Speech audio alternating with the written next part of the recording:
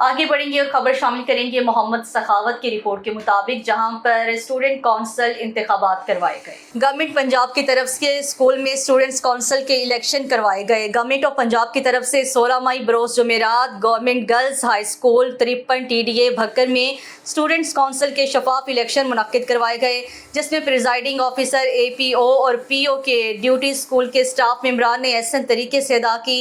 Students council में सदर के लिए 2 उम्मीदवार 10th क्लास की जवेरिया इमरान और तहरीम असलम 10th क्लास आमने सामने थीं।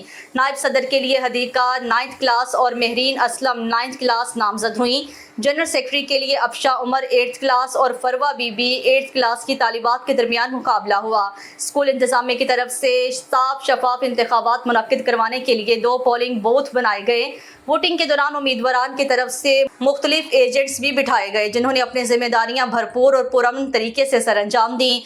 इस मौका पर मोअज़्ज़िज़ीन भी मौजूद थे। इलाका नंबरदार आरिफ साहब भी मौजूद थे। इस मौका पर नंबरदार साहब ने उम्मीदवारान की खूब हौसला अफजाई की और स्कूल इंतजामिया की तारीफ की। शफाफ और मुनसिफाना इंतखाबात मुनक्किद करवाने पर स्कूल की प्रिंसिपल मैडम आसिया साहिबा को मुबारकबाद पेश की। बादशाह इंतखाबी अमल मुकम्मल होने पर नताइज का ऐलान किया गया, जो कि तालिबात कामयाब हुई। उनमें सदर मुंतखब हुई तहरीम असलम 10th क्लास, नायब सदर Hadiqa Asif 9th class, general secretary Farwa Bibi 8th class, finance secretary Savera Zafar 9th class मुंतखब हुई।